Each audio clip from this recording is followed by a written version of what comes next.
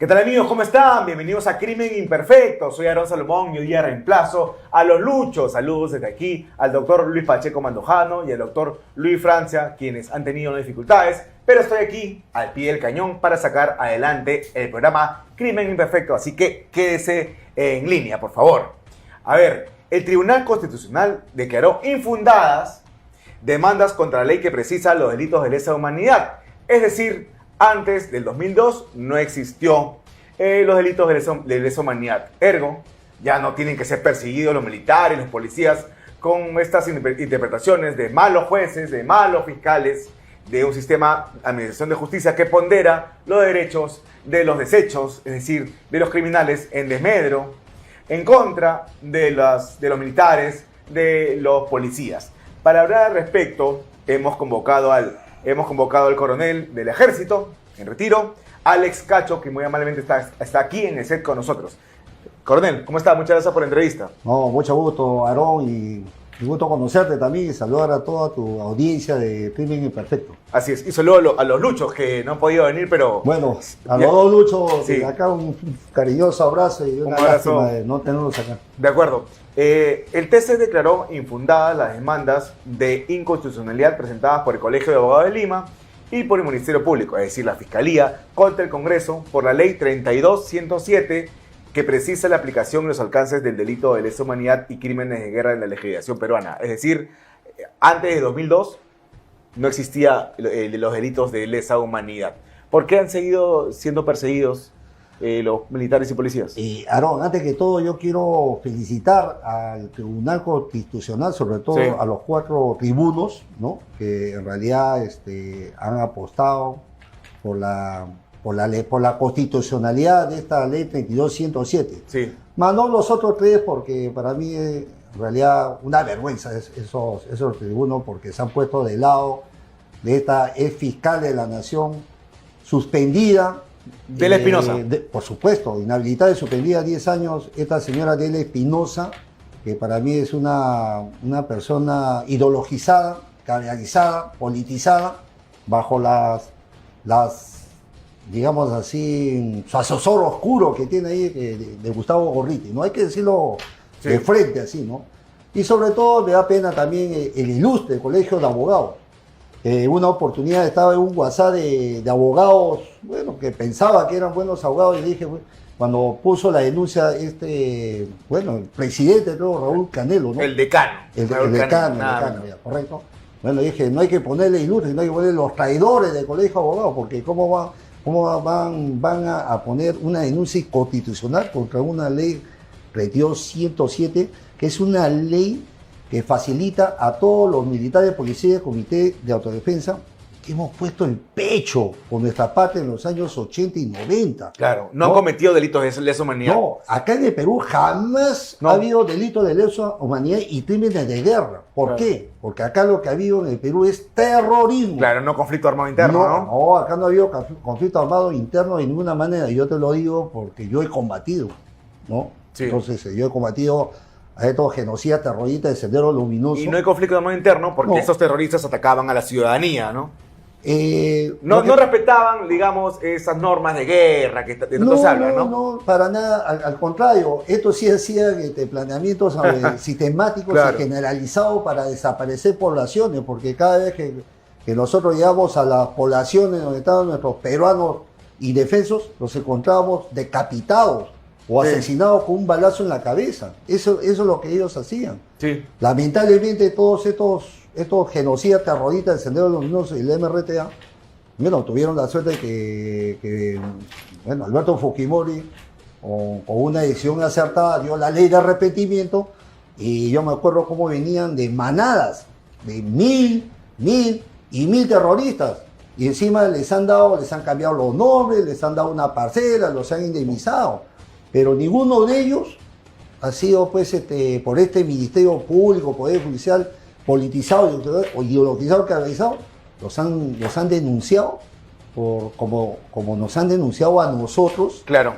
Por defender la patria. Ningún terrorista ha sido condenado por delitos de lesa humanidad. No. ¿Y hay actualmente militares y policías investigados por delitos de lesa humanidad? Mira, son 1.300 militares que están perseguidos, denunciados, y hay un grupo fuerte de más o menos de 37 a 40 que están secuestrados en estos momentos. Presos.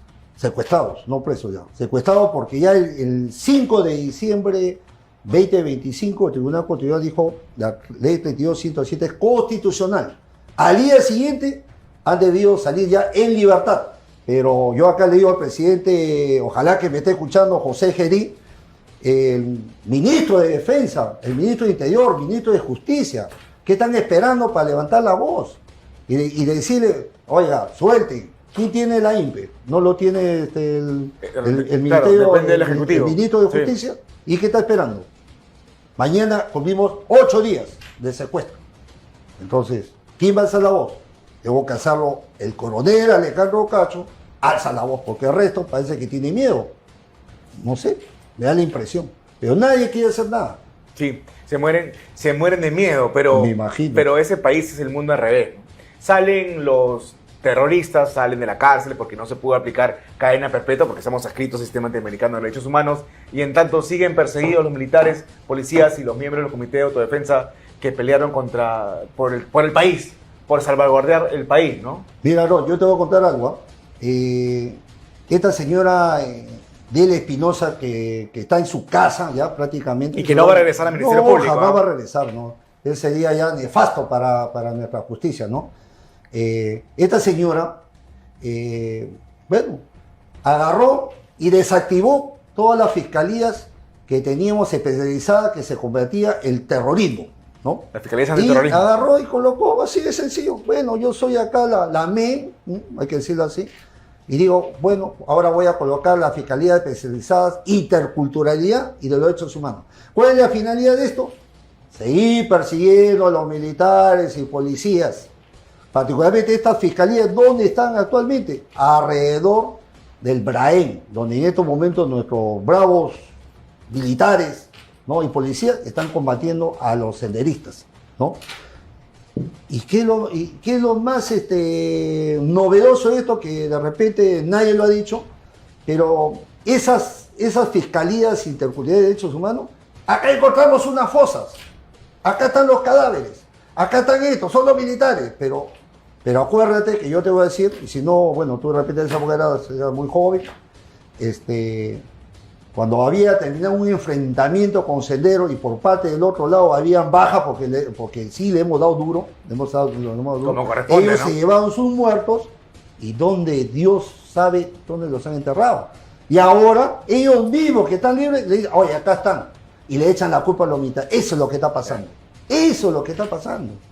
Y lamentablemente los jueces y fiscales que tenemos en estos momentos... ¿Y qué aducen? ¿Violaciones a los derechos humanos? No, lesa humanidad.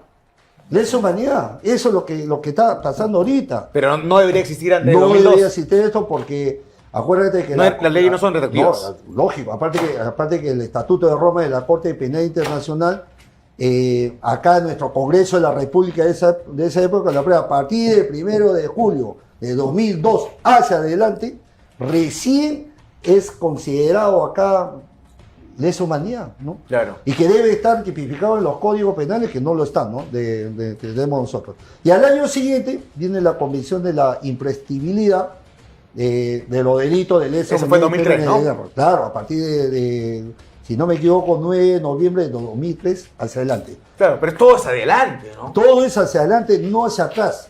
Ahora, si es hacia atrás, tendríamos que estar con no, debe ser así, con el código del año 1991, donde ya son penas, y esto ya escribió. Si es hacia atrás, se tiene que aplicar a los terroristas también, ¿no? Pero ningún terrorista ha sido sentenciado por delito de lesa humanidad, ¿no? Pero qué fácil es para estos jueces y fiscales y predicadores decir, a ver, ¿dónde está fulano de tal? Lógicamente que no va a encontrar en los padrones de nuestras instituciones, porque ahí está nuestro nombre. A ver, búscalo al senderista fulano. No lo vas a encontrar, pues. Para empezar está con otro nombre, ¿no? Y en cuanto a la ley de amnistía, también se presentó una demanda. Aún el TC no se pronuncia. La ley de amnistía... Para militares, policías y miembros del Comité de Autodefensa que lucharon contra el terrorismo. Esto sale paralelo a la ley 32.107 en vista de que se suponía de que no iba a salir esta ley 32.107, ¿no? Esto era por si acaso, Sí. ¿no? Para indultar la pena que no hemos cometido, estos delitos que no hemos cometido, perdón, delitos, ¿no? Pero se quedó ahí y el defensor, nuestro defensor, ¿cómo se llama? El defensor del pueblo, él ha agarrado y le ha hecho le ha dicho al Tribunal Constitucional, diga usted si es constitucional o no es constitucional. Y está en eso. Y eso está, ahí estará, pues, ¿no? Claro. Pero ya con la 32.107, definitivamente ya no hay más que decir. Bueno, que se cumpla, ¿no? Que se cumpla. Justicia para los militares, Claro. policías y los ronderos, ¿no? O sea, ahora yo estoy mirando, pues, al otro lado, esta izquierda radical, esta mafia caviar comunista, que está pensando, ¿no? Pensando, bueno, pues si antes aplicábamos con los jueces fiscales prevariadores el control difuso, bueno, ahora hay que aplicar el control de la convencionalidad. O sea, imagínate. Bueno, utilizan la justicia como le da la gana. No, porque se quiere agarrar de la Corte Interamericana de Derechos Humanos, dicho de paso que esa Corte Interamericana de Derechos Humanos está sesgada para estas ideologías marxistas, leninistas. Hay que salirnos. Por supuesto que hay que salirnos, no hay otra forma. Hay que salirnos, no hay otra forma. Si nosotros queremos, así como dice el presidente José de Gerí, pasamos de la defensiva a la ofensiva, vamos a contraatacar a estas organizaciones criminales transnacionales que están acá en el Perú. Lo primero que tenemos que hacer es salirnos de la Corte Interamericana de Derechos porque Humanos. ni siquiera podemos aplicar trabajo forzoso, estando adscritos a ese sistema. No tenemos un yugo ahí, ¿no? Mira, yo soy católico, ¿ah? Sí, Soy es decir, católico, está en contra de la pena de muerte. Yo soy católico, rezo, todo, pero yo voy a la Constitución y me voy al artículo 140. Ahí dice, si por ejemplo acá en el Perú, no por ejemplo, si acá en el Perú se toma la decisión valiente que al Tren de Aragua, así como lo hizo el presidente norteamericano, acá decimos que es una organización terrorista, claro. Entonces, ¿qué es ahí el artículo 140? Pena de muerte. Pena de muerte, pues. ¿No? Es más, yo también me atrevo a que estos sicarios, extorsionadores, narcotraficantes, bueno, hasta la minería ilegal, ¿no? ¿Por qué no aplicar estos delitos? Porque estamos adscritos al sistema interamericano de derechos humanos. Así es sencillo. Tú mismo lo has dicho, ¿no? Pero tenemos que salirnos, ¿no? De Claro, una vez. De una vez. Y reformar también ese Poder Judicial y el Ministerio Público, ¿no? Reformarlo. Yo no sé qué estará haciendo, ojalá me esté escuchando acá el doctor Tomás Aladino Gálvez. Tomás Aladino Gálvez, que antes que entre como fiscal de la Nación interino, yo lo veía en las redes hablando, sí, vamos a hacer esto, pero cuando ocupa el puesto, Ni siquiera saca a Vela y a Pérez. entonces, ¿qué pasó? ¿Qué pasó? Una cosa con guitarra, otra con cajón, No, ¿no? hermano, acá Fiscal no come fiscal. no, acá sabe lo que prima. No prima la vocación de servir a tu patria, lo que prima acá es los civilines. Claro. Los civilines. Porque si no va a hacer nada de lo que prometió, ¿para qué es fiscal de la nación? Por supuesto. Para el europeo, para la circulina, para el soldazo. No, yo había estado ahí, hace rato había desactivado todas esas fiscalías especializadas de interculturalidad de derechos, hace rato.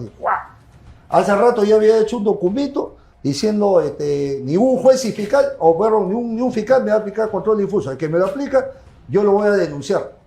Porque hay que poner, bueno, mi lema mío es mano firme con la razón, compromiso de soldado. Porque hay que poner ya mano firme, pero pensando en las cosas, ¿no? ¿Y no poniendo, como escucho, mano dura, pero ¿mano de qué? ¿Y cómo ve el desempeño de Gerí en cuanto a la crisis de inseguridad ciudadana? Porque las cifras se mantienen igual o peor que cuando estaba de presidente Dina Boluarte. Mira, La cifra de homicidios, ¿no? Mira, si comenzamos a ver las estadísticas, cuántos peruanos fallecidos hay en manos de estos extorsionadores y sicarios, ya creo que ya estamos 350 y pico y sumando, ¿no?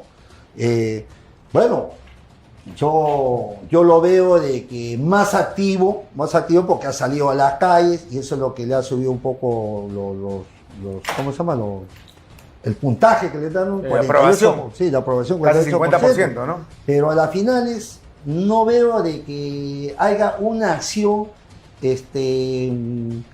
digamos, firme en combatir a estas organizaciones criminales, ¿no? Bueno, sigue declarando los estados de emergencia y hemos visto donde vemos a militares, 6, 7 militares cuidando los grifos, ¿no? Mira, esa es una vergüenza para mí ver a mis soldados de esa manera, ¿no?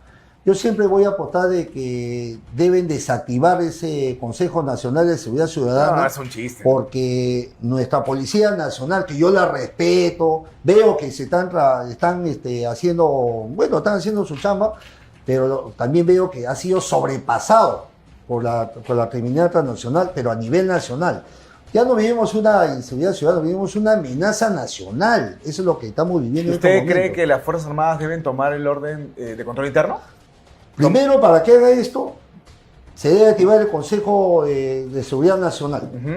Para esto. Darle la responsabilidad al jefe del Comando Conjunto de las Fuerzas Armadas, crear un comando de frente interno nacional para que a través de los comandos operacionales que tenemos, tanto de los 3 institutos armados, tomar el control nosotros y que la policía se subordine a nosotros. Y eso lo dice la Constitución. Y hacer estado de emergencia, de acuerdo al artículo 137, mixto. ¿Estado de sitio? Mixto, claro. De un lado, estado de sitio, supongamos, ¿no? ¿Cuál es la zona más complicada acá? San Juan de Lurigancho, ¿no? Sí. Lurigancho. Alrededor, este de acá, estado de sitio, y alrededor, estado de emergencia. ¿Por qué? Porque cuando todo es estado de sitio, haces control territorial y aplicas puntos de control. Es más, ¿por qué no colocar una base militar adentro? Pero acá, cuando un policía o cuando un militar en este estado de sitio abate a un delincuente, vayan a terminar preso. Eso no puede ocurrir, ¿no? Es que lamentablemente, en antes hablamos de la Corte Interamericana de Derechos Humanos, que es necesario de una vez. Pero si tenemos un Poder Judicial y Ministerio Público que todavía no lo reorganizamos, no lo reformamos, va a suceder esto.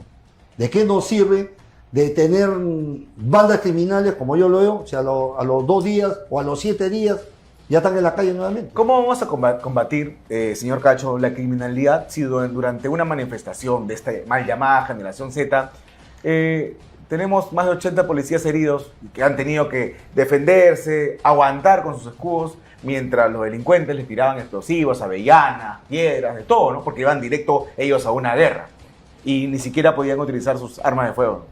Lo que pasa es que acá el presidente de la República debe salir dando un mensaje a los 34 millones de peruanos, ¿no? Pública, ¿no? Diciendo, vamos a dar la seguridad jurídica, porque ya tenemos las leyes para usar las armas. Sí.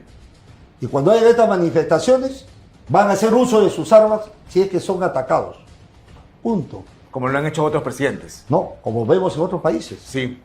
¿No? Y si algún juez mete preso a un policía por abatir a un delincuente, yo lo indulto como presidente.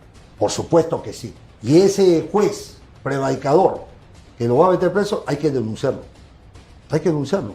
Ahora yo te digo una cosa, como Sendero Luminoso, más ellos no pudieron llegar a las estructuras, a romper las estructuras del Estado peruano, gracias a las Fuerzas Armadas que lo vencimos, ¿no? Bueno, ellos adoptaron, vamos a estudiar Derecho, pues, y no vamos a... Pero eso es la verdad. Ahora se meten por la vía democrática, ¿no? Se han metido por la vía democrática a estudiar Derecho, por eso que tenemos esos jueces fiscales, pero que nadie los ha analizado, nadie le ha hecho una inteligencia básica a este juez, cuál es su procedencia, y yo te apuesto... ¿Cuál es su ideología? Claro, no, ya sabemos que su ideología es comunista. De la cagada, listo.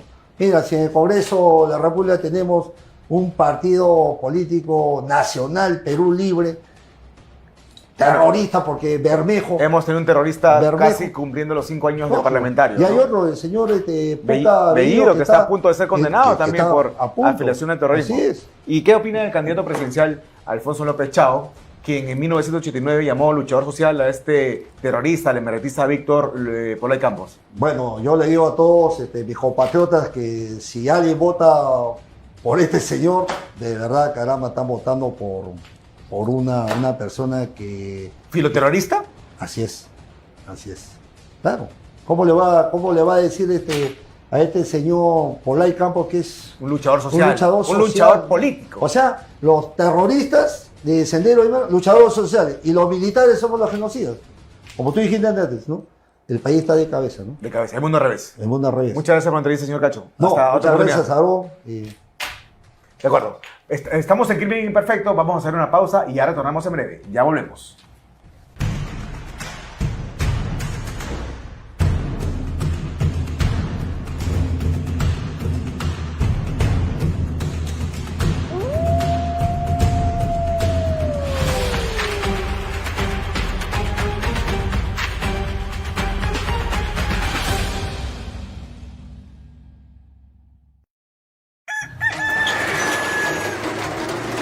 Si tienes un negocio, sabes que el tiempo es valioso. Es por tu esfuerzo que confiamos en ti. Por eso en Caja Huancayo tenemos la campaña ágil, porque sabemos que valoras la rapidez. Campaña ágil, crédito directo, rápido y solo necesitas contactarte con tu asesor de negocios.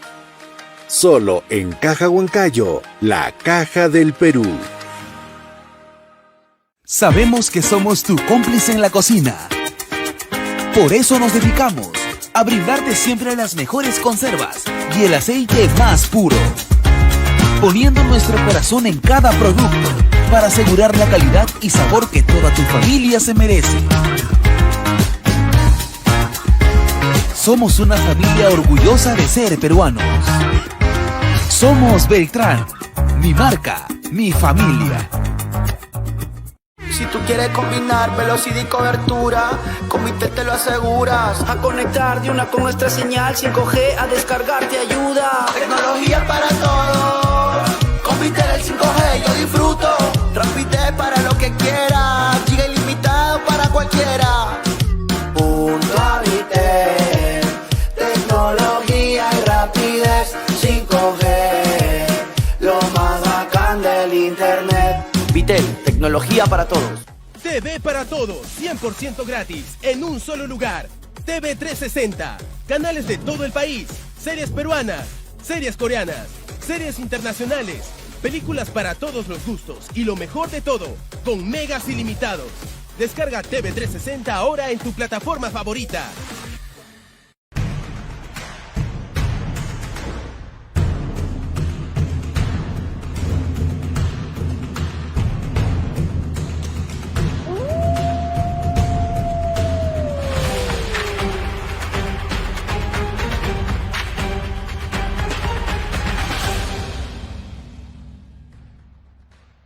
Estamos de regreso en Crimen Imperfecto y Blindaje. La Fiscalía ha archivado una investigación contra Rafael Vela, Domingo Pérez y Gustavo Gorriti. ¿Qué fiscal ha archivado este caso? Para hablar sobre este tema, hemos convocado al abogado Luis Miguel Caya, quien muy amablemente ha aceptado la conversación. Doctor Caya, ¿cómo está? ¿Cómo está, Aaron? Un blindaje inaceptable. El fiscal supremo adjunto, Eduard Casaverde, decidió archivar de manera definitiva la investigación contra los fiscales Vela, Pérez y el periodista o UONGero Gustavo Gorriti tras las declaraciones de Jaime Villanueva, ex asesor de Patricia Benavides. El titiritero del Ministerio Público. ¿No? No te olvides que este título se le ha dado a Gustavo Gorriti por manejar, manipular a fiscales de la nación dentro del Ministerio Público, como Pablo Sánchez, como Villena, como Zoraida Ábalos y como la última títere que tenía la señora Delia Espinosa. Y creo yo, aquí, Aarón, es realmente inconcebible que se haga este blindaje. ¿Usted presentó la denuncia? Yo presenté la denuncia por cohecho en contra de Rafael Velabarba, en contra de José Domingo Pérez y en contra de Gustavo Gorriti. Y en relación al cerco criminal. Por haber realizado el cerco criminal al señor Alan García, al expresidente de la República, y haber sacado ventaja, porque allí señala claramente en sus declaraciones el señor Villanueva, ex asesor de Patricia Benavides, que el señor Rafael Vela le comentó, le dijo en alguna oportunidad, le voy a cobrar lo de Alan García, el favor a Gustavo Gorriti para que hable con Zoraida Ábalos y me mantenga en el cargo de coordinador del equipo especial Abajato. Así es. Entonces, eso es un delito de cohecho. El cerco... Que el señor Eduardo Octavio Casaverde Trujillo, ¿quién es fiscal, este fiscal que fue promovido por Delia Espinosa en el mes de abril del presente año a justamente estar a cargo de esta investigación, es quien ha archivado groseramente esta investigación. Pero no solamente la ha archivado, Aarón. En la investigación no ha hecho absolutamente nada. ¿Cuál ha sido su argumento para archivarla? Indica de que no existen los elementos probatorios. Pero si no ha hecho nada, ¿qué elementos probatorios ha recogido? Va a señalar si es que ni siquiera ha solicitado el levantamiento de comunicaciones de José Domingo Pérez, de Rafael Velabarba y de Gustavo Gorriti. No hay ni siquiera el requerimiento de geolocalizaciones de los equipos informáticos, de los equipos de comunicación que tenían estos fiscales y este periodista. Entonces, en definitiva, este fiscal no ha hecho absolutamente nada. como consecuencia de ello es que no se han podido reunir los elementos probatorios y correspondería evidentemente un archivamiento, que es lo que ha acontecido. Pero aquí el tema es que no se han atrevido a investigar, no se han atrevido a solicitar el levantamiento del secreto de comunicaciones del señor Gustavo Gorriti, porque Gustavo Gorriti es el intocable. Gustavo Gorriti es el amo y señor del Ministerio Público. Le archivan investigaciones, no acude al Congreso a pesar de las reiteradas llamadas, le da cáncer y el día siguiente se recupera. Se hace un la superhombre, víctima, ¿no? Se hace la víctima, tiene a cargo medios de comunicación, periodistas que lo defienden, como Rosa María Palacios, por ejemplo, que lo defiende a capa y espada, como César Hildebrand, que también lo defiende en algún momento.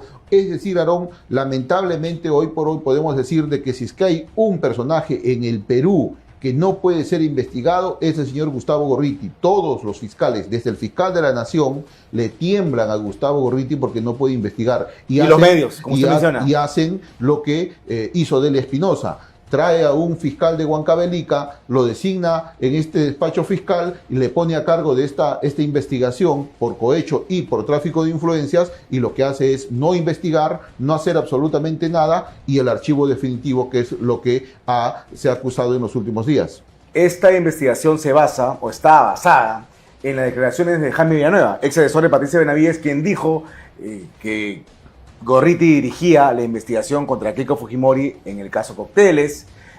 Incluso relató que se reunían Vela, Pérez y Gorriti en el domicilio de este último, y él no lo ha negado. Lo ha confirmado más bien, Esto es por tráfico de influencias. Sí. Esto es por tráfico de influencias. Y tienes aquí justamente lo que ha señalado el señor Villanueva, de que efectivamente sí se produjeron estas reuniones. La pregunta está, ¿en algún momento este fiscal, el señor Eduardo Octavio Casaverde Trujillo, solicitó el levantamiento de comunicaciones para corroborar esos dichos? ¿Solicitó algunas geolocalizaciones para corroborar esos dichos? En ningún momento, Aarón. Y justamente por eso es de que este señor Casaverde Trujillo es traído desde Huancavelica por la señora Delia Espinosa para encubrir a Belabarba, a José Domingo Pérez y al señor Gustavo Gorriti. O sea, en definitiva, el señor Casaverde Trujillo, el fiscal Casaverde Trujillo, sí ha cumplido su función, sí ha cumplido la labor que le encomendaron en un primer momento, que es archivar este caso, que es no investigar, no solicitar ningún medio probatorio que pueda incriminar a quienes nosotros consideramos los autores del delito de tráfico de influencias en el caso Cócteles y de cohecho en el caso del cerco criminal que se le armó al expresidente Alan García. El cerco criminal es importante mencionarlo. Vela le entregó información a Gorriti, la cual luego fue publicada en el IDL. Gracias a esta información es que Domingo Pérez suspende una diligencia en donde estaba Alan García y pide su impedimento de salida del país. Ese es el inicio del lamentable final del expresidente. Y aquí lo importante es la ventaja que sacó Belabarba. Este funcionario público, este mal funcionario público, cometió un delito, el delito de cohecho, que con ese medio que le entregó a IDL, él saca un provecho porque lo mantuvieron en el cargo del equipo especial Abajato. Y así lo ha señalado el señor Villanueva, que el mismo Belabarba le ha comentado de que ahora me toca cobrarle el favor a Gustavo Gorriti para que hable con Delia Espinosa. Entonces usted ahí tiene efectivamente de que el funcionario público sacó ventaja de un hecho violando sus obligaciones a la reserva de la carpeta fiscal, porque recuerde que toda carpeta fiscal es reservada. Y lo que hizo el señor Belabarba es darle esa información a Gustavo Gorriti, que sacó ventaja también en su ¿Para darle apariencia de noticia criminal? Evidentemente, todos sabemos cómo fue utilizado de mala manera esa situación, porque por un trayecto normal nunca se hubiera solicitado en ese momento el impedimento de salida. Pero era una tontería, era García. una conferencia brindada por el expresidente Alan García, por la cual le pagaron $100.000 un conglomerado de empresas privadas de Brasil, donde estaba integrado Odebrecht, y ocurrió después de su gobierno. Y el tiempo ha señalado que los mismos funcionarios de Odebrecht, en una audiencia donde José Domingo se exalta, le dicen claramente que a Alan García jamás se le entregó $1, un sol o un real, jamás se le entregó dinero mal habido, o jamás coimearon al señor. Pero sentido común, ¿no? Hablamos de una coima presuntamente diferida de $100.000 versus Alejandro Toledo, $35 millones de coimas, Ollanta 3 millones de coimas. Lo mejor, Aarón, son las palabras y las declaraciones de los empresarios de Odebrecht, que a la pregunta del abogado de Alan García en el proceso y en el interrogatorio, si es que Alan García se le habría entregado algún sol, inmediatamente dijeron de que jamás se le entregó ningún sol, y ahí fue donde saltó, no sé si te acuerdas, en ese escenario, salta José Domingo Pérez y dice, esa no es la pregunta, ese no es el objeto de la audiencia, etcétera, etcétera. Entonces, usted puede ver de que en el tiempo, efectivamente, con entrega de parte del expediente fiscal reservado a Gorriti, hubo también un apoyo luego al señor José Velabarba, que es mantenerlo en el cargo de coordinador del equipo especial Abajato. Entonces sí sacó una ventaja.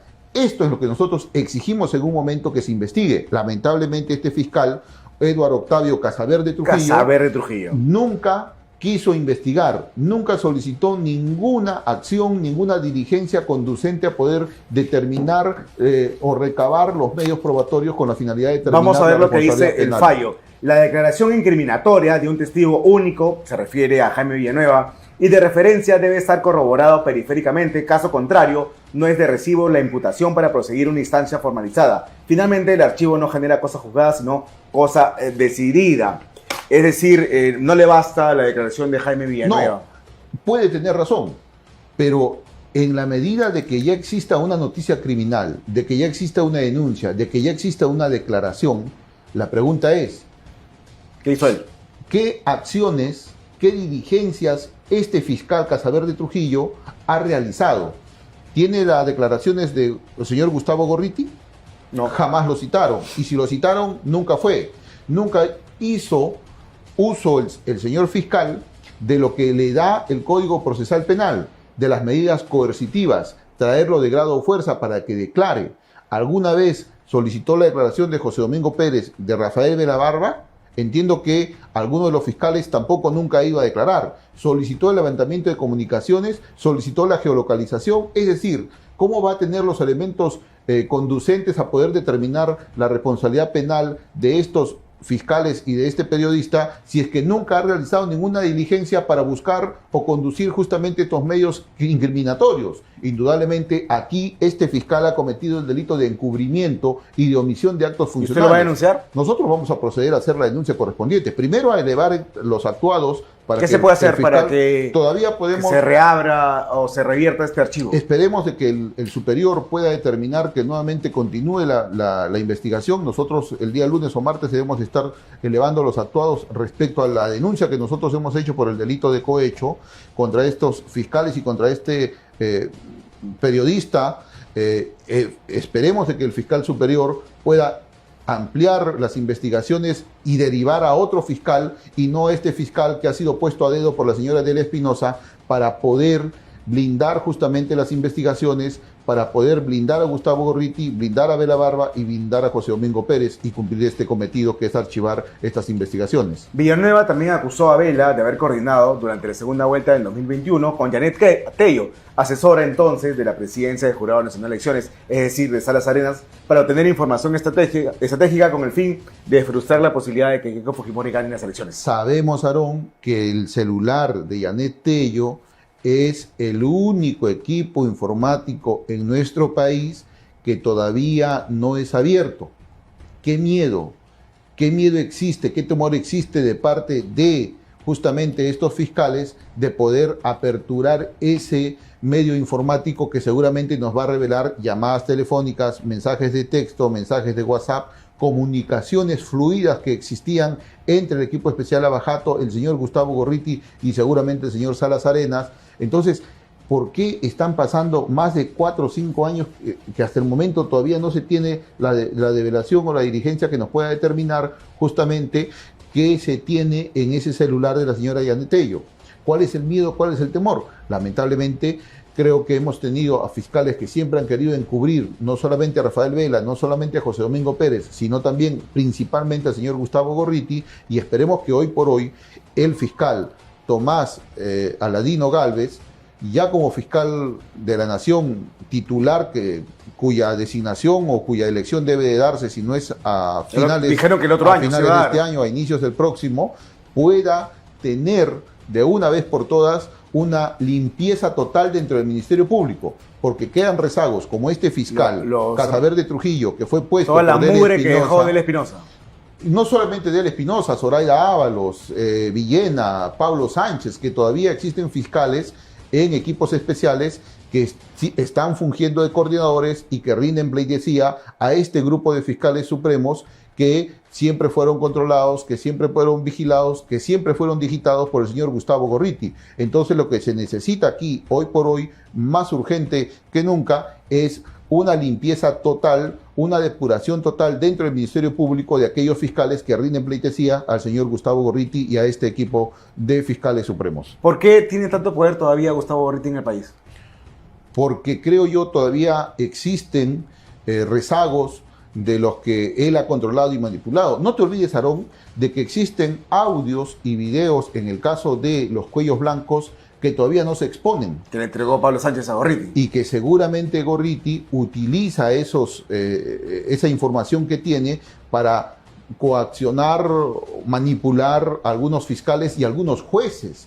Por eso es de que tiene usted a Zoraida Ábalos hoy por hoy todavía sentada como fiscal suprema con una medida cautelar cuando el Congreso de la República ya la inhabilitó.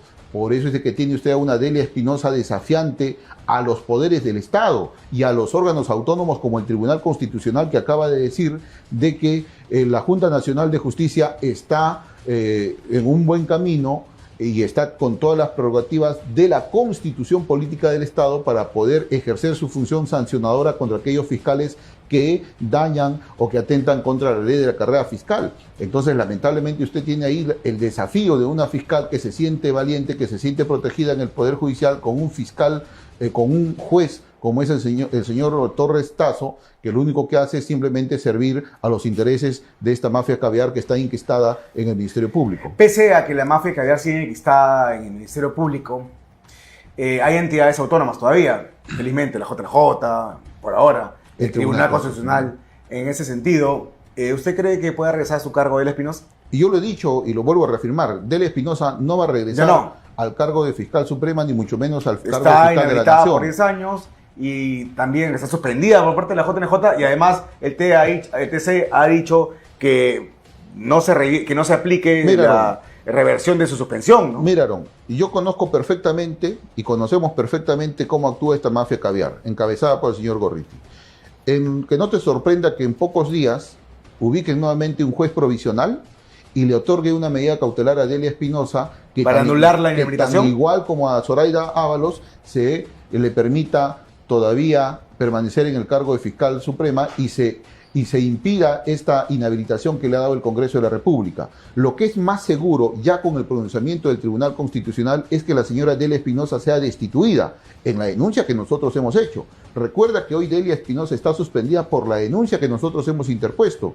Y lo que corresponde aquí, luego de haber realizado absolutamente todas las diligencias, cumplir con el debido procedimiento, cumplir con el derecho de defensa de la señora Delia Espinosa, lo que corresponde ahora es, luego de haber realizado todas las diligencias, la destitución de la señora Delia Espinosa. Y una destitución que con el pronunciamiento último del Tribunal Constitucional se tiene que dar. Y aquí ya no puede actuar ningún juez, no puede tener la opción de alguna medida cautelar como la que ha dado absurdamente el fiscal o el juez Torres Tasso. Lo que aquí corresponde ya va a ser la destitución total de la señora Delia Espinosa en el primer proceso, porque nosotros le hemos interpuesto también otras 2 o 3 denuncias que ya están siguiendo su curso también y que en algún momento caerán también en otra destitución. Es decir, ¿en cuánto tiempo será destituida por parte de la JNJ Delia Espinosa? No debe de pasar del mes de enero, Aarón, a pesar de que tiene todavía un tiempo más hasta febrero o marzo, si no me equivoco, pero las diligencias que se han venido dando y conduciendo por parte de la Junta Nacional de Justicia diligentemente se están cumpliendo, y creo que corresponde aquí es simplemente que en el mes de enero a más tardar se debe detener ya la destitución de la señora Delia Espinosa. Porque es inaceptable que esta señora haya incumplido una orden de la JNJ, que en este caso la reponera Patricia Benavides en el cargo de fiscal de la Nación, se haya trincherado de esa manera, haya usurpado el cargo de fiscal de la Nación porque ya no le correspondía, y haya obligado a personal del Ministerio Público que le acompañe en su vigilia. Y haya utilizado justamente el aparato logístico del Ministerio Público para trincherarse absurdamente en el Ministerio Público cuando había una decisión de la Junta Nacional de Justicia. Quiéralo o no, lo que corresponde frente a una decisión es acatarla y luego de acatarla pedir seguramente la inconstitucionalidad o debatir en los fueros judiciales esa decisión. Pero lo que ella ha hecho, creo yo, mal asesorada por estos abogados, estos asesores marca Odebrecht que ella tiene, es atrincherarse indebidamente, utilizar indebidamente los bienes del Estado, coaccionar a el personal del Ministerio Público a poder acompañarla en esta pijamada que tuvo en las afueras del Ministerio Público y de esta manera incurrir en faltas graves de la ley de la carrera fiscal, que lo que te traen como consecuencia es una destitución inmediata previo debido proceso como es el que está haciendo la Junta Nacional También de Justicia. está avanzando otra inhabilitación en el Congreso, esta vez por denunciar a 11 congresistas por haber aprobado o haber determinado que los miembros en retiro de las Fuerzas Armadas y la Policía pueden recibir su pensión y su sueldo como legisladores. Y es una denuncia absurda que realizó Delia Espinosa, creo yo, y táctica, porque lo que ella buscaba es tener impunidad dentro del Congreso de la República para que la pueda inhabilitar justamente. Ella ha manifestado en su defensa, si tú has podido escuchar, de que los congresistas no podrían votar por su inhabilitación porque están siendo investigados en una investigación o en una carpeta fiscal absurda, porque la Constitución Política del Estado señala claramente que no se puede denunciar a los congresistas de la República por hechos o funciones que realizan dentro de las decisiones en el Pleno del Congreso de la República.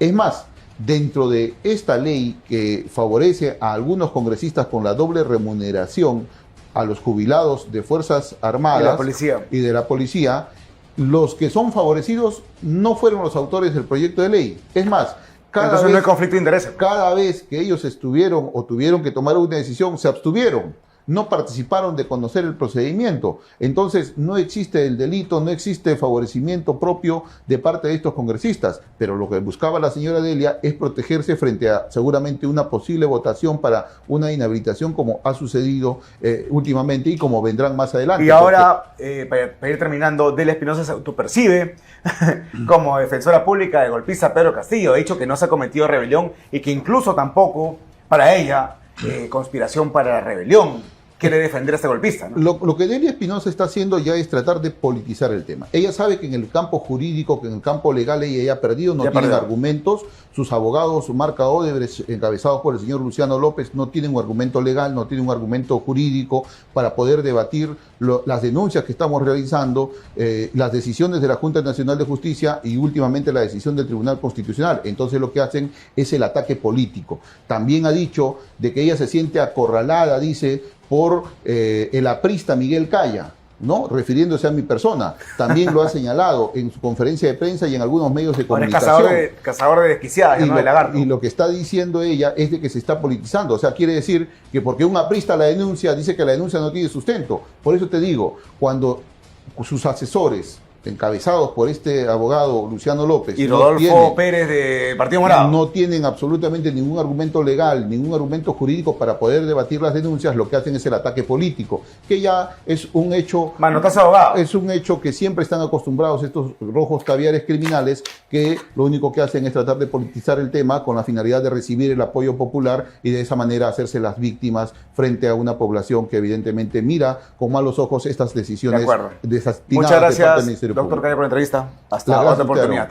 Estamos en Crimen Imperfecto, vamos a una pausa y retornamos en breve, ya volvemos.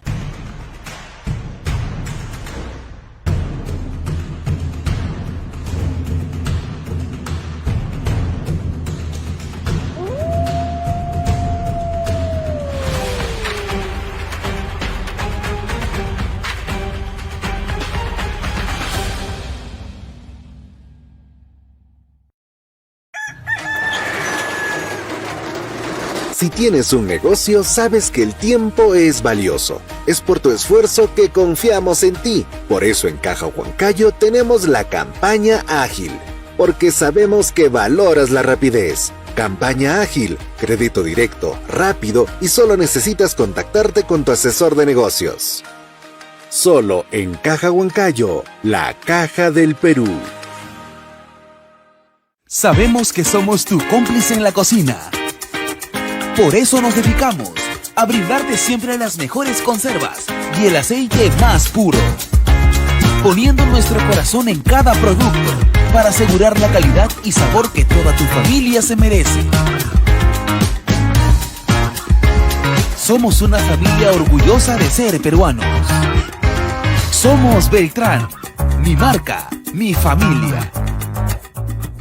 Si tú quieres combinar velocidad y cobertura, con mi te lo aseguras. A conectar de una con nuestra señal 5G, a descargar te ayuda. Tecnología para todos, con mi tele el 5G yo disfruto.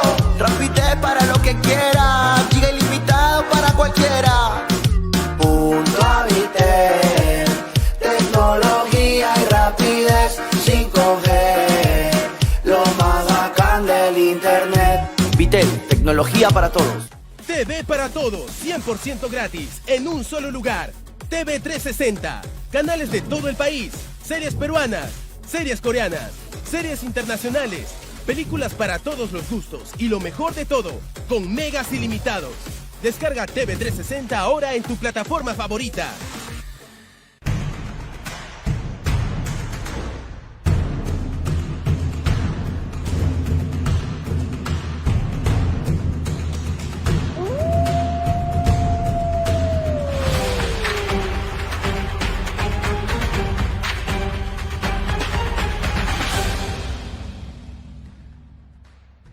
Estamos de regreso en Crimen Imperfecto y vamos a conversar con el doctor Andy Carrión, que muy amablemente está aquí con nosotros, acerca del anuncio del fiscal de la Nación interino, Tomás Gálvez, de que va a desactivar los equipos especiales de la Fiscalía. Doctor, muchas gracias por estar aquí conmigo. Gracias por la invitación, Aaron. ¿Qué tal? Saludos a los luchos, ¿no? Saludos a los luchos, por supuesto. Sí. Doctor, ¿usted cree que Tomás Gálvez, el fiscal de la Nación interino, desactiva finalmente los equipos especiales del Ministerio Público? Siempre ha sido un fiscal muy determinado, ¿no? Y de hecho, antes incluso de que asume el interinato de la Fiscalía de la Nación, ella lo había enunciado en múltiples plataformas, sí. en sus decía que Vela y Pérez eran los abogados prácticamente de Odebrecht. Y no solo eso, ¿no? Sino que los denunció por encubrimiento y algunos otros delitos en base a que, según la versión que él manejaba, pues habrían encubierto a Odebrecht y la habrían protegido más bien de todos los procesos en nuestro país. Así es que con esos antecedentes, Aarón, ya era indefectible de que cuando él asuma, ahora es el interino, es probable que sea nombrado también fiscal de la Nación titular en los próximos días. ¿Usted cree que espere ser nombrado como fiscal de la Nación ya titular de manera oficial para recién eliminar los equipos especiales? El problema es de que tiene poca legitimidad cuando es fiscal interino, ¿no? Si bien es cierto, la ley orgánica le permite, le habilita a él para así como activar equipos especiales, desactivarlos. Sin consultar a la Junta de Fiscales Supremos. Sin consultar. De hecho, que cuando él fue preguntado del por qué tenía que someter a una discusión y a votación dentro de la Junta de Fiscales Supremos, él señaló porque quería desplegar actos democráticos dentro de su gobierno interino y por ser interino precisamente generarse legitimidad con los demás fiscales. Pero ya como salió Delia Espinosa, ya está inhabilitada. ¿Y ya no va a regresar? Comparte con eso con el doctor Calla, ya no regresa, ¿no? Sí, no, es muy complicado que regrese, además de que tiene el procedimiento en la Junta, la suspensión propia que ha sido suspendida también en la eventual institución que se le viene por parte de la Junta, en el como Tribunal usted dice. Constitucional. Yo creo que una nueva inhabilitación a cargo del Congreso. Sí, yo creo que ella no va a regresar. Y como ella ya está de salida, bueno, siempre en el ámbito jurídico puede pasar cualquier cosa, pero ya la proyección es de que ella no regrese, es de que ya él teniendo esa legitimidad que eventualmente le otorgaría a la Junta de elegirlo fiscal ya titular de la Nación, entonces ya él lo dijo, ¿no? No solamente va a someter a discusión de la Junta de Fiscales Supremos, sino también él mismo podría tomar la decisión en las próximas semanas de desactivar los equipos especiales. Son tres: equipo Lavajato, FICOP y el equipo encargado del caso de los Cuellos Blancos. Y también este equipo especial de protección de derechos humanos, ¿no? Que salió precisamente de los casos de las matanzas que hubieron en el gobierno de Dina Boluarte, claro, ¿no? Que se conformó otro equipo de derechos humanos, pero que en la práctica pues no está obteniendo resultados, ¿no? Y yo creo que ese es el punto fundamental, Aarón, desde el cual se debe de analizar si procede desactivar los equipos especiales o no. ¿Cuáles han sido sus éxitos que exhibir? Eso es importantísimo. En el equipo especial Lavajato, por ejemplo, se han pasado muchísimos años para obtener unas pocas sentencias condenatorias. Y de hecho, se han concentrado más bien durante los primeros años para solicitar detenciones preliminares, prisiones preventivas. Fuego artificial. Fuegos artificiales que ahora, la verdad, no le han dado ningún fruto porque no hay nadie preso preventivo, ¿no? Y se les pasaba el plazo. Y claro, no se concentraban en el fondo del asunto, porque si uno quiere evaluar el éxito de los fiscales evalúa en razón del número de sentencias condenatorias. La sentencia contra Toledo fue netamente con la declaración de Maiman, ¿no? Sí han habido, digamos, actos importantes dentro del equipo especial. Por ejemplo, yo creo que sí, Germán Juárez ha realizado un buen trabajo. Y por eso ha sido ascendido a fiscal pero superior. Un trabajo silencioso, ¿no? Un trabajo en el cual sí se concentraba más bien, por ejemplo, en recabar pruebas en contra de Martín Vizcarra, en sustentar mejor la imputación en contra de Ollantumala, que son dos casos emblemáticos que él al menos en primera instancia ha ganado. Veamos qué va a pasar en una segunda instancia, porque el caso Lavajato también se está cayendo a pedazos. Sin embargo, yo creo que los equipos especiales también cumplen un ciclo, son contextuales, ¿no? En la época de Patricia Benavides, por ejemplo. Son ad hoc. Sí, ad hoc. Eso es, ¿no? Y ella creó el equipo especial contra la corrupción del poder porque había identificado que en el gobierno de Pedro Castillo pues había altos funcionarios corruptos, ¿no? Y en realidad era dirigido prácticamente contra Pedro Castillo, a quien lo calificaron siempre como líder de la organización criminal. Sí. ¿Cuál es el gran problema? Y hasta ahora este equipo no tiene ninguna sentencia condenatoria. ¿El FICOP ninguna? Ninguna. Pidió prisiones preventivas, todos los funcionarios se sometieron a un procedimiento... incluso de una cabecilla de organización criminal. Y todos se sometieron a procedimientos de colaboración para salir de prisión, pero no hay nadie preso. Entonces se han abusado también de la figura de la colaboración eficaz, porque todos están libres, todos los exfuncionarios del gobierno de Castillo. El único preso es Castillo, porque sindicarlo pero no por corrupción, sino por el golpe de Estado. Por otros temas, ¿no? Porque sindicarlo a Pedro Castillo implicaba que ellos salgan libres. Entonces todos se han sometido a este procedimiento y el único que ha quedado ha sido Silva, que es prófugo, está prófugo ahora mismo de la justicia, y también Pedro Castillo, pero como tú dices que ha sido condenado por otro delito. El último que se le aperturó, que es precisamente por el delito. Pero nada de corrupción. Hasta ahora nada de corrupción. Mira cuán lento avanzan los casos, ¿no? Y el último caso que se le abre precisamente por la intentona golpista es el primero que se resuelve en el Poder Judicial con esta sentencia condenatoria. Claro, porque han habido condiciones muy particulares. Por ejemplo, la flagrancia, la que todos los peruanos hemos sido testigos de ello. Pero finalmente lo que ha concluido el tribunal que juzgó a Pedro Castillo es de que en rigor aquí no se ha configurado el golpe de Estado como tal, ni tentativa del golpe de Estado, pero sí han conspirado. ¿Usted cree que sí hubo rebelión o no hubo rebelión? Mira, el delito de rebelión en el Código Penal, Aarón, exige un presupuesto muy específico que es alzamiento en armas. Pero si eres jefe supremo de las Fuerzas Armadas y la policía claro que no sí. necesita, ¿no? El problema es de que cuando uno analiza el propio tipo penal, ese requisito siendo el miembro, quien presidía las Fuerzas Armadas, tuvo que haber desplegado siquiera una orden específica para ello. En la sentencia, por ejemplo, los jueces llegan a esa conclusión. Dicen que si bien es cierto se había imputado el delito de rebelión y tendrían que analizar el alzamiento en armas, no encontraron alguna prueba que implique que en rigor sí habían procedido al levantamiento de armas, al menos en el ámbito tentado. Pero eso no significó que se deje impune estos hechos, ¿no? Tenían que sancionarse de alguna manera. ¿Existe la tentativa? Solo que lo recondujeron. ¿Tentativa de rebelión existe? Es que prácticamente el delito de conspiración es como una tentativa un poco adelantada, ¿no? Como tentativa no se configuraba. 11 años para dar un golpe de Estado me parece una condena bastante benevolente, ¿no? Benevolente, quizás porque, digamos, no se desplegaron actos de rigor de alzamiento en armas, pero el tema también hay que analizarlo desde el requerimiento propio del tipo penal. Pero ¿sabes cuál es el problema, Aaron? Que este tipo penal es un tipo arcaico, ¿no? Se ha esbozado del año 91 y los legisladores creían que solamente se daban golpes de Estado alzándote en armas, claro, cuando no es necesario. No pueden haber golpes blandos recurriendo a otros órganos que no necesariamente sean las Fuerzas Armadas o policiales. Yo creo que el Congreso, en base a esta última sentencia contra Pedro Castillo, deberían de reformar el delito de rebelión y extraer de esa configuración del delito el alzamiento en armas, porque se puede tomar el poder sin armas, Aro, sí, y eso puede subvertir el orden constitucional.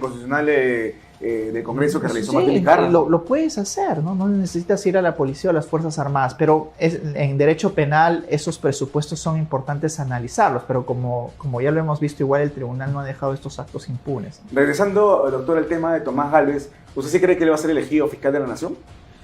Porque ha regresado a Luis Arce Córdoba. El problema es de que, por ejemplo, Pablo Sánchez ya no puede ser elegido, porque ya tuvo un periodo. Zoraida Ábalos tampoco puede ser elegida. Patricia Benavides lo dudo, porque el hecho de ejercer ya la presidencia de la Junta de Fiscales ya hizo que la cuestionen, está deslegitimada, y dudo que ella misma quiera volverse a exponer. Sí, claro, está guardada. Entonces, quien queda es Villena, pero que él ya ejerció un interinato, también luego no fue elegido, y yo creo que por su condición de antigüedad quien tendría que ser elegido es Tomás Saladino Gálvez. Luis Arce no. Ha entrado Luis Arce, pero él, yo creo que más bien no tiene los votos necesarios para poder ser elegido. Finalmente tomarán ellos la decisión. Mi proyección es de que va a ser ratificado en el puesto de fiscal. Y cuando se eliminen Tomás los Saladino. equipos especiales, principalmente nos preocupa el equipo de Lavajato, ¿a dónde terminarán Vela y Pérez? Y Su casa de origen, ¿no? Y eso es lo que hay que señalar. No claro. más que el Ministerio Público, ¿no? Claro, y mira, y no significa de que desactivando los equipos especiales ya los casos van a quedar ahí. Claro. No, van a pasar a otras fiscalías. Por ejemplo, Fiscalía Rafael Vela. Fiscalía de corrupción, antilavado. Lavado, crimen organizado, anticorrupción. De hecho, el equipo ya contra la corrupción en el poder fue prácticamente desactivado y los casos que los llevaba Marita Barreto, recordarás anteriormente, han sido designados y derivados a las fiscalías anticorrupción. Y ellos fiscales están especializados, ¿no? Con fiscales especializados en corrupción, que es precisamente lo que se está persiguiendo. Entonces, lo mismo podría pasar con el caso Lavajato, porque si están imputando lavado, pues podrían ir a las fiscalías de lavado de activos, no hay lavado, principalmente. No hay, pero digamos, es la imputación que están manejando. Sí. Y de hecho que ya se ha prácticamente caído en el caso de Keiko Fujimori y que podría tener algún tipo de relevancia en el caso también de Ollantumala. Ojo y que de Susana Villarán no. Es diferente, ¿no? Porque es diferente, ¿no? En ese caso, en algún momento creo que lo conversamos también contigo, en el caso de Susana Villarán hay actos de corrupción, de cohecho, colusión, efectivos, coimas, porque ¿no? hay coimas, retribuciones, beneficios, ¿no? Todo ello. Y por eso es que la Fiscalía ha pedido penas tan altas en contra de ella. Así es que este caso no tendría relevancia para el de Susana Villarán. Pero el de así. Sí, porque las imputaciones son similares. Ahí no se habla de coima, ¿no? Dinero, no se habla de ninguna coima. ¿Solo aporte irregular? Solo aporte irregular porque todavía no habían ejercido el gobierno, no eran funcionarios públicos. Estaban en el proceso de postulación. Esos 3 millones de dólares que dio Derech no fueron a cambio del gasoducto. No fueron a cambio del gasoducto. Eso no es imputación Hay fiscal. otra imputación del caso del mismo gasoducto, pero que recién ahora está en un control de acusación, en la que van a tener que demostrar si han habido... Es muy probable que se revierta entonces, ¿no? Yo creo que es muy probable que se revierta el caso de Ollantumala, más aún cuando la sentencia del Tribunal Constitucional es lapidaria respecto al caso de Keiko Fujimori, ¿no? Porque lo principal, ¿cuál es el quid del asunto de esta sentencia? ¿Realmente Keiko y los demás podían conocer o sospechar que los dineros que recibían procedían de un delito en el 2016 previo? No. Estamos hablando de 2011 y 2016, ¿no? En la cual cualquiera quería recibir financiamientos de Odebrecht. Es como que el día de hoy... Era una empresa reconocida, ¿no? Sí, incluso el IPI recibió por supuesto, plata para premios, por ¿no? supuesto, y porque ellos en realidad no son sancionados también por ello. Sospecharon medios de comunicación que recibieron publicidad de Odebrecht, ¿no? Sospecharon de que esos dineros que recibían tenían una procedencia ilícita con todo el despliegue de información que tienen. No, es como que el día de hoy pues quieran recibir de grandes corporaciones peruanas dineros y financiamientos y el 2030 se descubra que han cometido actos de corrupción. Bueno, no tendría por qué retrospectivamente interpretarse ese conocimiento. Claro, no existe la retroactividad, ¿no? Y ese es el problema, que el conocimiento o la presunción de la ilicitud de los dineros que reciben tiene que ser contextual. O sea, 2011, ¿era posible el 2011? No, sí, era posible el 2016. Y eso es lo que manda. Y tampoco era delito antes de 2019 el financiamiento irregular de los partidos de campaña, ¿no? Claro, que era digamos, antes del 2019 no había ese delito específico, financiamiento ilegal de campañas políticas o de partidos políticos, ¿no? Entonces, pero en adelante sí, es por eso que los casos incluso de Dina Boluarte y otros de financiamientos ilegales sí se están manejando bajo ese concepto. ¿El caso dinámicos? Dinámicos, por ejemplo, ¿no? De que a raíz de sus actos en Huancayo habrían de alguna manera derivado dineros en campañas de manera ilícita. Calza ese delito. Calza ese delito, y no lavado, pero tiene una pena incluso mucho menor, ¿no? De acuerdo. Doctor, Pablo Sánchez, todo indica, según CTV, según hemos informado acá, que no será ratificado en la Junta Nacional de Justicia. ¿Por qué? Porque de los 6 votos, de 7 magistrados, porque participaron 6 en su examen, 3 estarían en contra y 3 a favor.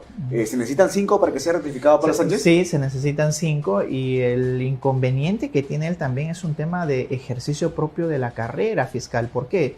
Porque es sabido, claro, es sabido por todos. Lamentablemente, no tiene Parkinson, lamentablemente. Claro. Todos lo lamentamos, pero la pregunta es de que si en esas condiciones él puede seguir ejerciendo una alta magistratura como la de fiscal supremo. Obviamente todos nos debemos de solidarizar con este tipo de circunstancias que le toca pasar, pero también es una condición para que uno despliegue correctamente el cargo funcionarial para el que es delegado. Veamos si es que es ratificado o no. Si ustedes tienen esa información, pues eventualmente habilitaría también un puesto para que otro fiscal pueda subir, digamos. Me parece que Rodríguez Montesa está a punto de regresar también, ¿no? Si no es ratificado, quedaría una plaza libre en la Fiscalía Suprema y podría Rodríguez Montesa ser repuesto como fiscal supremo. ¿Pero usted cree que debería ser ratificado o no, Pablo Sánchez? Yo creo que hasta los altos funcionarios cumplen su ciclo, ¿no? A mí me ha parecido demasiado arbitraria incluso este archivo que hizo en su oportunidad Delia Espinosa por la interferencia en el caso del fiscal Rurush, ¿no? En las instalaciones de IDELE. Sí. En cualquier lugar es delito que un fiscal llame para interceder. Es obstrucción a la justicia.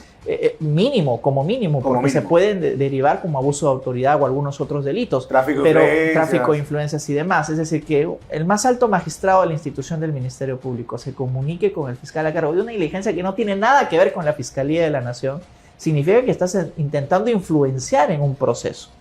Y Delia Espinosa, que es rigurosa así cuando investiga a sus enemigos, ¿verdad? Los congresistas, a otros miembros, sí archivó y dijo que no había posibilidad de que aquí se configure un delito. Y el mismo fiscal Rurush declaró en múltiples oportunidades de que sí recibió la llamada de Pablo Sánchez. La simple llamada ya evidencia una coacción, la simple una amenaza. Llamada sin un resultado específico incluso, Aarón, porque trató de influenciar, independientemente del resultado. Y de hecho que eso tuvo resultados, porque el fiscal Rurush dijo, bueno, tuve que dejar todo irme, ¿no? Porque ya me habían dicho de que no siga con la diligencia. Pero también Tomás Gálvez ha dicho que no hubo ningún tipo de amenaza.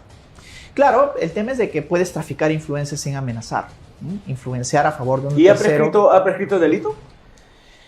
Bueno, ese sería otro tema que analizar, pero los delitos es probable si es que pero no la falta administrativa, y la JNJ puede ponderar eso para no ratificarlo, ¿no? Sí, claro, porque ojo que la Junta Nacional de Justicia no necesariamente toma un delito para destituir o no ratificar a un alto magistrado como Pablo Sánchez, sino puede en base a consideraciones éticas, porque incluso en la Junta se maneja este famoso código de Bangalore, es decir, alguien tiene que portarse y aparentar objetividad y comportamiento ético. Esta ley de la carrera fiscal, ¿no? Y eso no prescribe, es decir, podrían los de la Junta decir, bueno, en base a estos principios, advertidos de que ha desplegado un acto antiético, ya que no es ilegal porque archivó Delia Espinosa, pero puede ser antiético, y eso podría bastar para no ratificarlo. Y ¿no? También la recomendación que hizo para que su hijo consiga un puesto de trabajo en el Jurado Nacional de Elecciones. Por ejemplo, eso nunca llegó a buen puerto. Es decir, tráfico de influencias aquí, allá, pero bueno, por menos se han investigado otras personas. Por ejemplo, el caso de los cuellos blancos con lo que le relacionaban al actual fiscal interino Tomás Aladino Gálvez fue una construcción, yo diría, arbitraria en su contra. Si no, no habría regresado. Y en segundo lugar, que los casos de los cuellos blancos, pues los dosificaban la prensa que tenían acceso a estas conversaciones, ¿no? Era casi una extorsión encubierta para que los funcionarios respondan a sus intereses. Y no todos eran cuello blanco. César San Martín, a pesar de que aparecía además, en un audio, no era cuello blanco. No, y además el solo hecho de recibir una llamada y hacer coordinaciones de la función no tiene nada que ver con eso. Entonces hay que ver también hasta dónde alcanzan las responsabilidades, porque ha habido actos delictivos en el caso de los cuellos blancos, pero por supuesto, Walter Ríos, por ejemplo, que lideró la Corte del Callao. Por supuesto que él dirigía esa organización, pequeña organización criminal dentro de la Corte, y hay que sancionarlo. De hecho, que él se sometió a procesos. Pero no lleva una organización criminal. Pero no tal como lo plantea, ¿no? Mira, no tal como lo plantea. Dijo que había una organización criminal de otra forma, sino de manera horizontal. Sí, ¿cuándo se ha visto? ¿No? Tiene que ser vertical, con funciones, ¿no? Tipologías distintas y que cada uno intentaba, digamos, tener una dirección de la organización desde la institución donde se despliega. Era una construcción muy forzada. Sí. Pero claro, mira, tantos años investigando, Aarón, ¿a quién han condenado?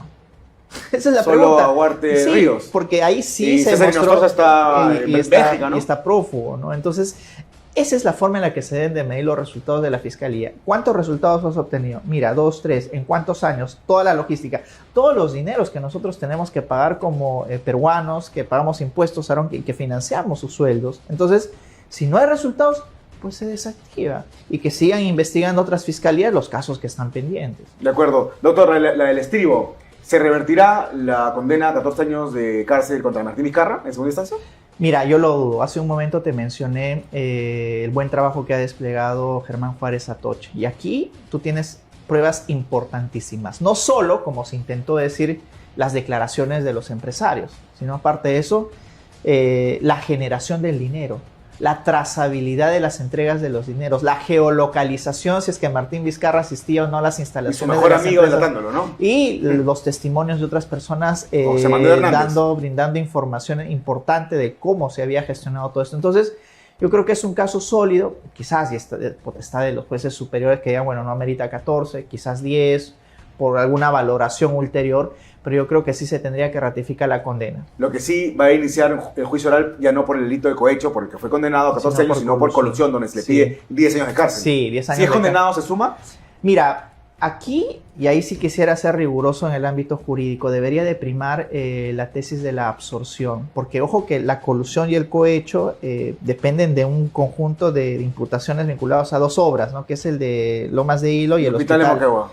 Pero yo creería en este caso que debería de sumarse, es decir, que si le imponen la pena de 10 años, esta entraría dentro de los 14. Porque si ya lo han condenado por cohecho, indefectiblemente lo van a condenar por colusión, ¿no? Porque ya tienes una prueba, un pronunciamiento. ¿Cómo haces el cohecho judicial sin la colusión? No se puede, ¿no? Podría eventualmente, pero yo creo que el momento en el que el fiscal Germán Juárez sustentó que Martín Vizcarra le brindó información importante a las empresas de los montos para que de esa forma postulen y ganen las licitaciones, pues entonces ha brindado información para coludirse, para pactar ilícitamente. Y yo creo que con lo que ya ha señalado este tribunal, de que eso lo dan por probado, y es casi automática la sentencia también por colusión. De acuerdo, muchas gracias, motorista, doctor Carreón. Gracias a ti, Aaron. Vamos a hacer una pausa, estamos en Crimen Imperfecto, ya regresamos.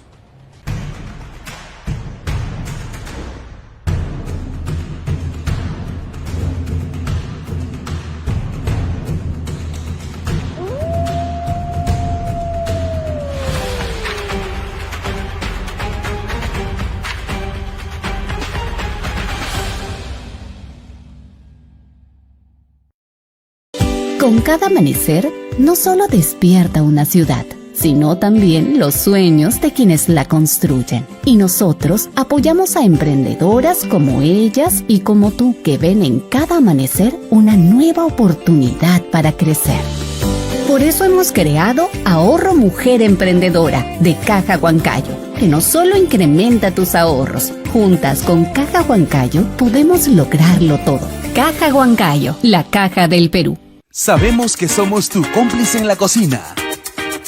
Por eso nos dedicamos a brindarte siempre las mejores conservas y el aceite más puro, poniendo nuestro corazón en cada producto para asegurar la calidad y sabor que toda tu familia se merece. Somos una familia orgullosa de ser peruanos. Somos Beltrán, mi marca, mi familia. Tusami cambió las reglas. Ahora es mucho más fácil ganar. Y Sammy lo sabe. Tusami Flash pone la suerte a tu ritmo. Cada 15 minutos, 20.000 soles pueden ser tuyos. Tusami Diario no cambió su ritmo, pero sí tus chances. Ahora es 100 de veces más fácil ganar. Y Tusami Millonario eleva el juego. Con 2 sorteos por semana, es 20 veces más fácil ser millonario. 4 juegos, más chances. Juega desde un sol 50. Tusami, la lotería para todos. TV para todos, 100% gratis, en un solo lugar. TV 360, canales de todo el país, series peruanas, series coreanas, series internacionales, películas para todos los gustos y lo mejor de todo, con megas ilimitados. Descarga TV 360 ahora en tu plataforma favorita. Si tú quieres combinar velocidad y cobertura, con Mitel te lo aseguras. A conectar de una con nuestra señal 5G, a descargar te ayuda. Tecnología para todos, con Mitel el 5G yo disfruto. Transmite para lo que quiera, giga ilimitado para cualquiera. Junto a Mitel, tecnología y rapidez 5G, lo más bacán del internet. Mitel, tecnología para todos.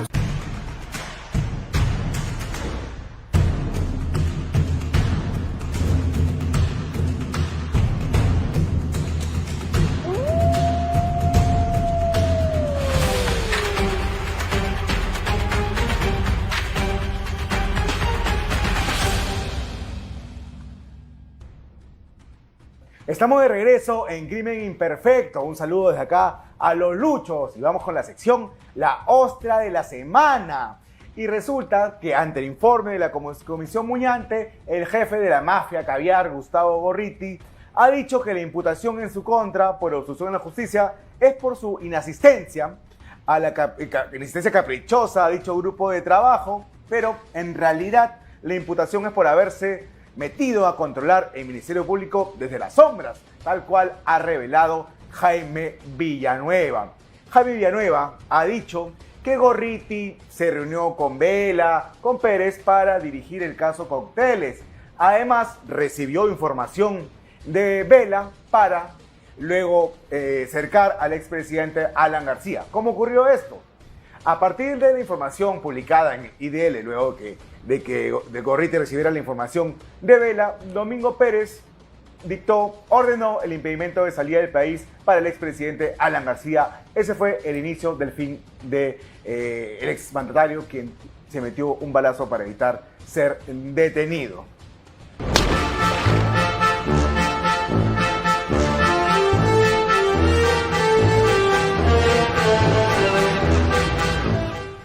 Lo que enfrenta a Gustavo Gorriti ahora es al Congreso. Ahí está, bájale.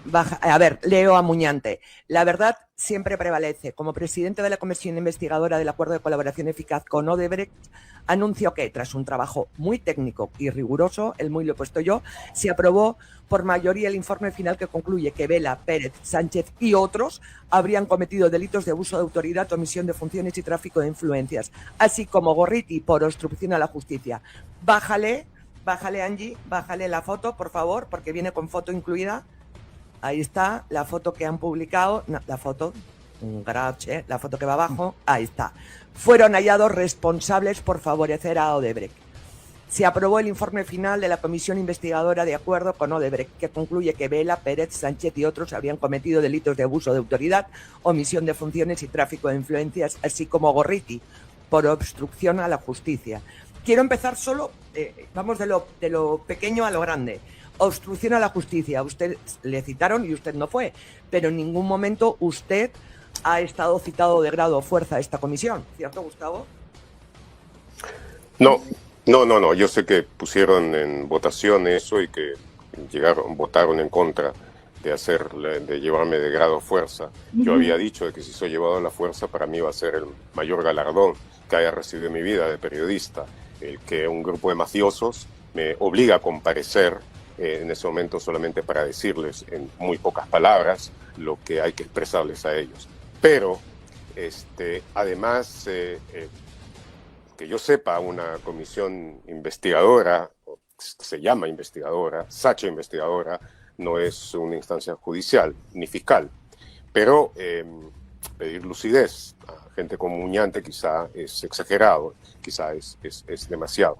Lo que sí quiero decir en relación a todo esto, que todo ese tweet con la foto, el meme que salió, el informe que va a salir y todo esto. Meme, dice. Sí, es un completo travestismo de los conceptos más esenciales de lo que es investigación, de lo que es justicia. Es decir, es una total transmutación de la realidad en la que se está haciendo todo el esfuerzo por presentar a quienes han llevado a cabo en el nivel fiscal, en el nivel de Procuraduría, y antes que eso, y de los reporteros y otros más, en el nivel de periodismo e investigación, la más importante investigación anticorrupción en lo que va de este siglo. Y lo que esto se busca y trata de hacer es ver de que ninguna buena acción en este aspecto quede sin castigo. ¿Y cómo no va a quedar sin castigo? Cambiando por completo la realidad y presentando a los investigadores, a quienes sacaron esto a la luz y llevaron a cabo, y por supuesto vamos a volver sobre eso y vamos a volver a revelar ahora las cosas que sacamos entonces y que cambiaron por completo la visión de cómo funcionaba la corrupción en el nivel corporativo y corporativo estatal en el Perú. Vamos a volver a sacarlo para que quede absolutamente claro lo que se hizo entonces. Pero aquí, en esta comisión, lo que es el resultado de esta comisión es exactamente igual. Esto lo estoy diciendo en un editorial que vamos a publicar, lo adelanto. Es como si en los años 30 del siglo pasado en Estados Unidos, en la época de la prohibición todavía, se hubiera hecho en una instancia una comisión antimafia. Y la comisión antimafia hubiera sido presidida por Vito Genovese, con la asistencia de Lucky Luciano, de Frank Nitti y de otros miembros de la propia mafia. Es la propia mafia dirigiendo una investigación en la que ellos se limpian por completo. Es una investigación en la que el presidente de la comisión investigadora, Muñante, olvida de que su propio partido está implicado en esas investigaciones. Olvida que el jefe de su partido deja de lado, a propósito, que está también comprendido en esas investigaciones, como varios otros de los que están ahí. De tal manera de que, como digo, es un completo travestismo de conceptos en el que los bribones intentan presentarse como santos e intentan perseguir a quienes llevaron a cabo esas investigaciones fundamentales.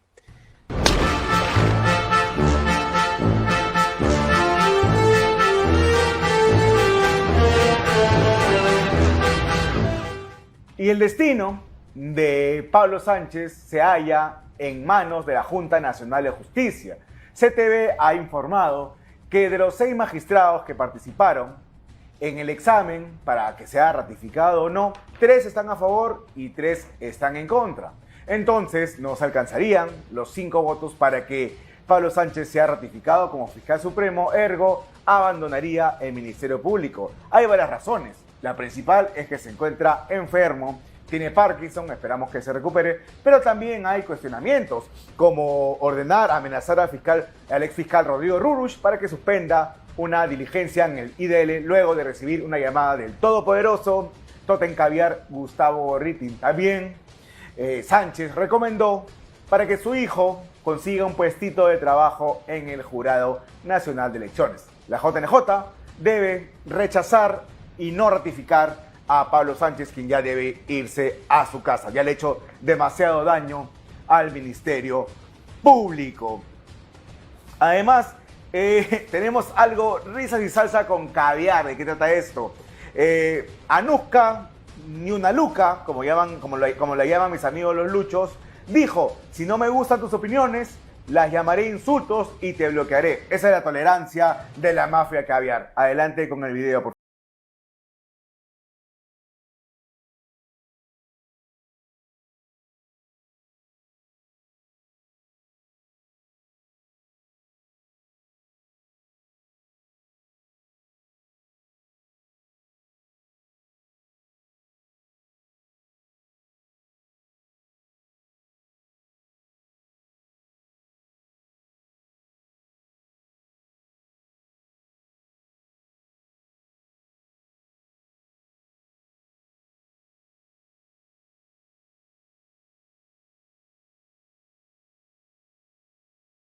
Gustavo, es que, por favor, Angie, ¿puedes bloquear a un tal Alex que lleva varios días, Alex León? Gracias por darnos más vistas, pero se vaya con sus insultos a otra parte. Aquí se aceptan todas las opiniones, todos los argumentos, pero lo que no se aceptan son los insultos y las mentiras. Así que váyase con sus mentiras a otro lado. Antes de irse, déjenos un like. Muchísimas.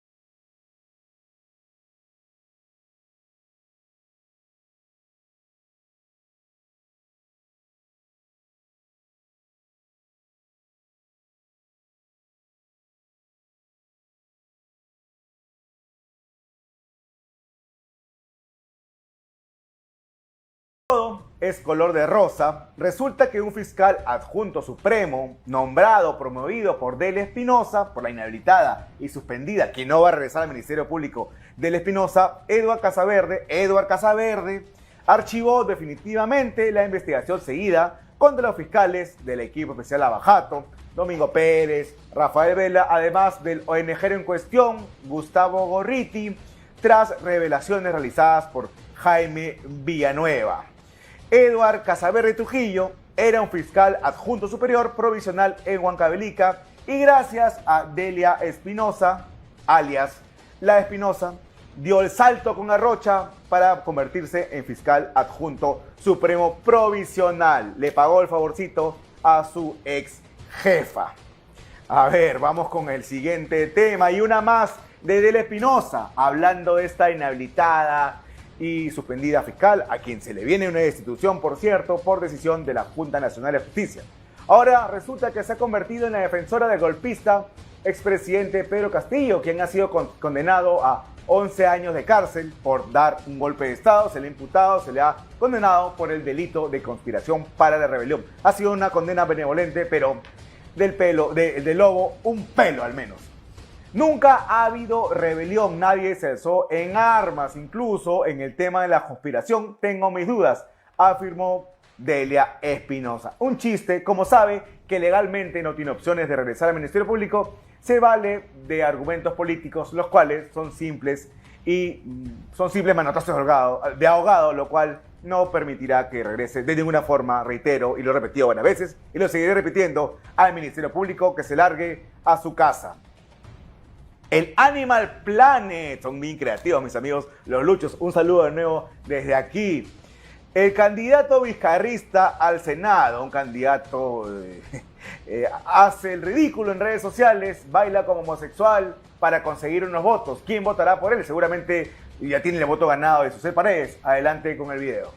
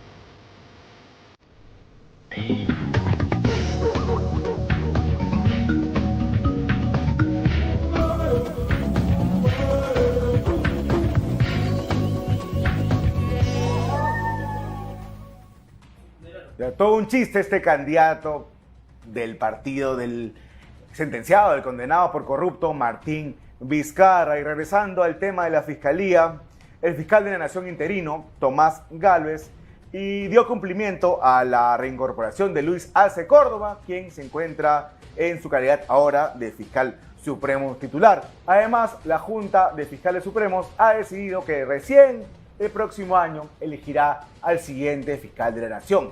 Todo indica que Tomás Gálvez será elegido como fiscal de la Nación. Esperemos que ahora sí, con el cargo de manera titular y ya no de forma interina, elimine los equipos especiales que tanto prometió, porque cuando estaba fuera del Ministerio Público, dijo que Vela y Pérez eran abogados defensores de Odebrecht, pero ahora trabajan y siguen trabajando estos malos fiscales bajo su gestión. En tanto, vamos ahora con el TC. El Tribunal Constitucional declaró fundada por mayoría la medida cautelar solicitada por la JNJ y ordenó suspender temporalmente las decisiones del Poder Judicial que buscaban anular el concurso público de méritos para elegir a los miembros de la JNJ, así como la resolución que disponía la reposición de Delia Espinosa Valenzuela como fiscal de la Nación. Entonces, el TC también ha decidido que no regresa a su cargo de fiscal de la Nación Delia Espinosa. Y una vez más, no va a regresar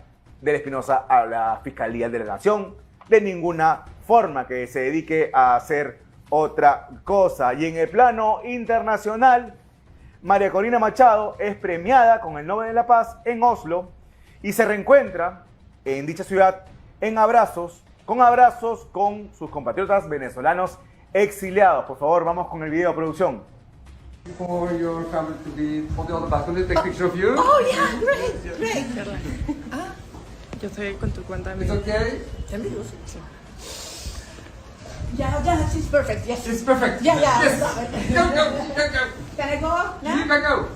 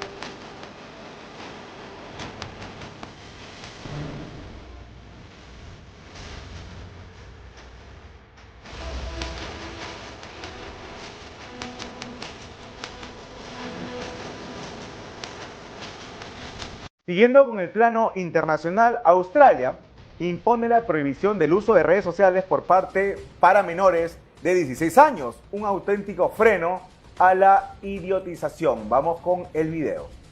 Australia vive hoy su primer día de apagón para todos los menores de 16 años. Para ellos quedan prohibidas las redes sociales. Es el primer país del mundo que da este paso. Hasta 32 millones de dólares tendrán que pagar las plataformas si incumplen esa medida. Aprovechad al máximo las vacaciones escolares que se acercan en vez de pasarlas mirando el móvil.